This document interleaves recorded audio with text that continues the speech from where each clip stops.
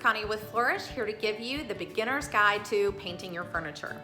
The first step in the 12-step process is to realize that this is going to be a lot of work and requires sweat equity to get it looking exactly how you want it. The second step is to pick the right piece. I recommend picking a solid piece, like this oak filing cabinet. It's easiest to work with, no veneer, no chipping. Anything that you have to actually repair requires additional steps. Probably not the right project for you the first go around. Now, the third step is to actually disassemble the project. So that involves removing all of the hardware, any of the hinges, maybe even some of the legs, anything that actually will prevent you from providing the piece nice even coats of paint. So you're gonna not want to tape around hinges in hardware if you can help it. I recommend just taking them off, it'll be easier, and storing them in a nice little handy Ziploc bag so you're keeping up with all of the pieces and not losing anything. Okay, so the next step is actually clean the piece. So this involves actually getting into the inside of the drawers, maybe underneath the piece. That's where dust, cobwebs, even bugs can live, and you're gonna wanna remove all of that stuff so you can actually see the piece and the condition that it's in before you get started. All right, so the fifth step is to actually sand it.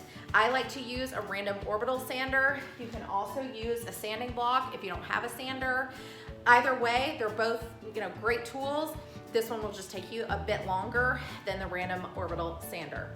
So if you're gonna use a sanding block, I recommend going with the wood grain. If you're gonna use a sander, you don't have to worry about that. Specifically, if you're using a random orbital sander. You can actually do all kinds of movements with it, and it won't provide any kind of lines or gouges in the wood. So let me just give you a little bit of a preview of what that looks like so you know how to sand the piece.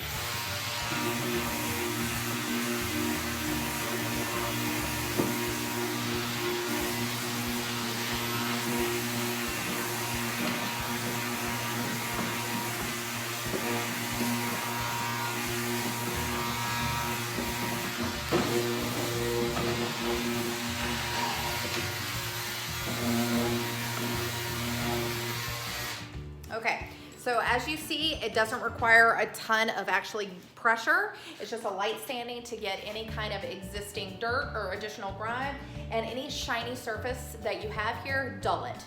Next, you're gonna wanna clean the product again. So I recommend just spraying it with your TSP and water or vinegar and water to get all of the dust off of it and any residual grime or grease. Now you just want the surface to be super duper clean so the paint goes on really easily and sticks on quite well. Okay, so now that we have that, it's ready for paint. That is what I'll show you in the next video.